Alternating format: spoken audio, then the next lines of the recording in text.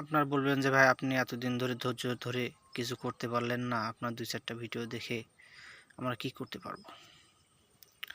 তো বিষয়টা হচ্ছে কি যে আম আমি আমাকে দিয়েই বলি, আমি যে মাছ চাষটা করতেছি আমার তো এখানে লাভ হচ্ছে না। তারপর আমি এখানে কী জন্য আসি? যে হ্যাঁ, এটা এমন একটা বিষয় যেখানে আমার এখন হচ্ছে না, আগামীতেও তো হইতে পারে।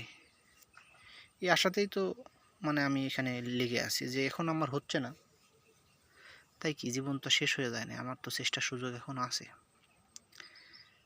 এখানে তো সম্ভাবনা দেখানোর মতো সুযোগ এখানে আছে, তাহলে আমার কি চেষ্টা করারই দরকার?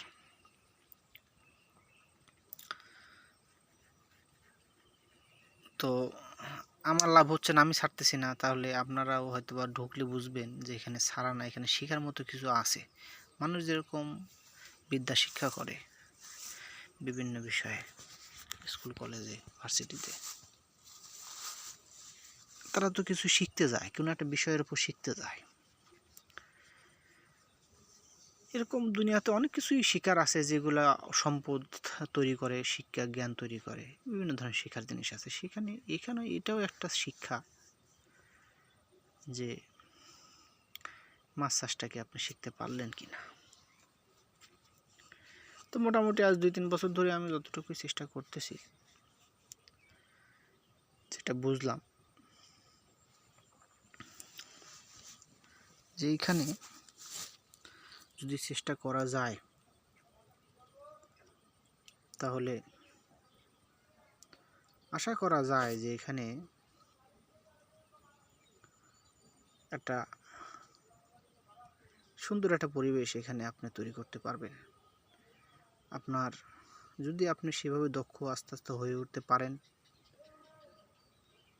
তাহলে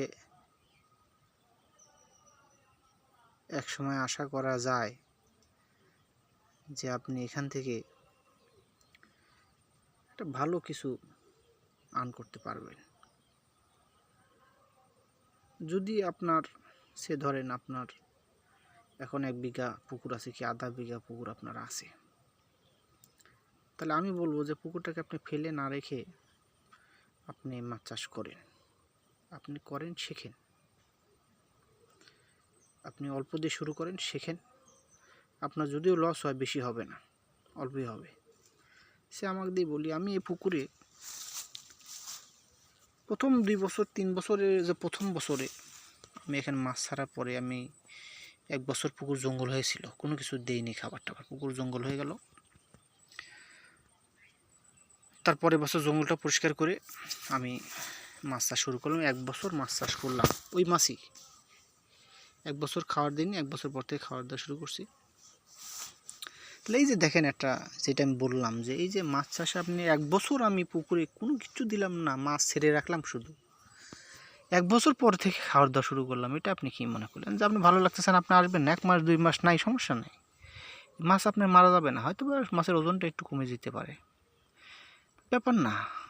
এখানে এর মতো সুযোগ, এর মতো স্বাধীন জিনিস আপনি কোন সেক্টর পাবেন? কৃষিতে এমন কোনো সেক্টর নেই যেখানে আপনাকে পরিশ্রম করতে হয় না। কিন্তু এই জিনিসটা এমন একটা সেক্টর যেখানে আপনি যদি সময় খুব কমও দেন, তাও আপনার এখানে সাকসেসের মুখ দেখতে পারবেন যদি আপনি ঠিকমতো ব্রেন খাটায় কাজ করতে পারেন। তো যে বিষয় ছিলাম, তো পরের বছরে আমি ১ বছর খুব পরিশ্রম করলাম। বাসার একটা গরু ছিল, গরুর গোবর সব নিয়ে এসে এখানে দিতাম, খুব পরিশ্রম করতাম। পরিশ্রম করার পরে ১ বছর পরে যাই সারে আমি সব খরচ খরচা বাদ দিয়ে, যত খরচ করছিলাম সব খরচ খরচা বাদ দিয়ে আমি ২৭,০০০ টাকা বিক্রি করছিলাম।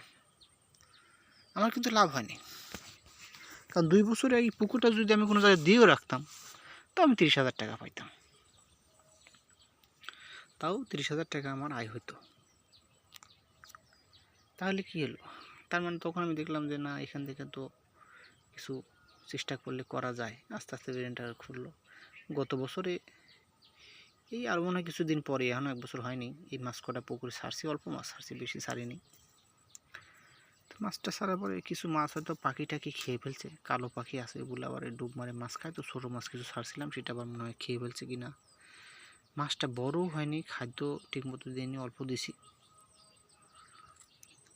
শিক্ষানবিশ কাল, আমি জানি যে এখানে বেশি কোনো কিছু অ্যাপ্লাই করলে আমার হয়তো আমি লস খেয়ে যেতে পারি, ওই জন্য আমি অল্প অল্প করে চেষ্টা করছি।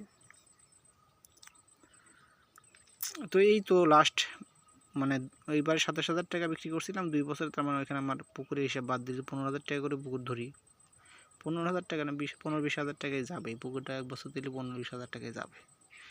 সে 15,000 টাকাও যদি ধরি তাও 30,000 টাকা, ওখানে 3,000 টাকা লস। এখন 1 বছর পর যে মাছটা আমি ছাড়ছি সেখানে আমার টোটালে মোটামুটি 17,000 টাকার মতো খরচ হয়ে গেছে। 1 বছর ধরেন আরও 15,000 টাকা, তাহলে 32,000 টাকা কিন্তু এখানে আমার অলরেডি পুকুর সহ খরচ হয়ে আছে, 32,000 টাকা।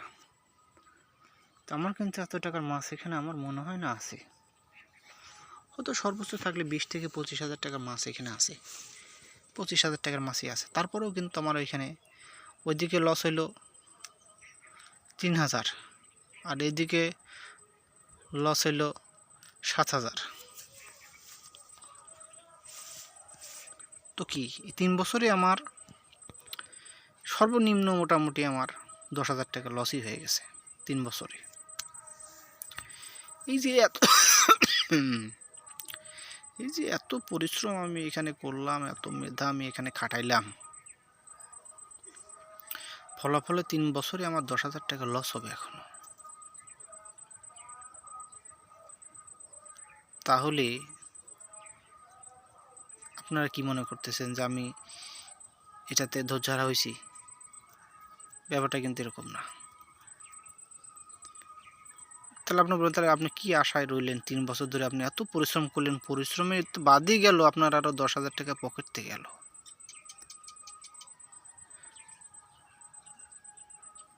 তাহলে কি হলো? তাহলে আপনি কি শিখলেন? এটা প্রশ্ন এখানে আসে। তো আমি বলবো, দেখেন এখানে শিক্ষার একটা পার্থক্য, যে আমরা তো এখানে মাছ চাষে আমি তো অশিক্ষিত, অন্য বিষয়ে আমি শিক্ষিত হতে পারি, কিন্তু মাছ চাষে তো আমি অশিক্ষিত ছিলাম। তো এখানে আমাকে কিন্তু লস দিয়ে শিখতে হচ্ছে। আমি মনে করতেছি যে আমি এখানে শিখতেছি, এখন লস হলেও আমি এখানে শিখতেছি। একটা বিদ্যালয়ে পড়াশোনা করতে লাগলেও একটা খরচ লাগে, সেখানে কিছু শেখা যায়।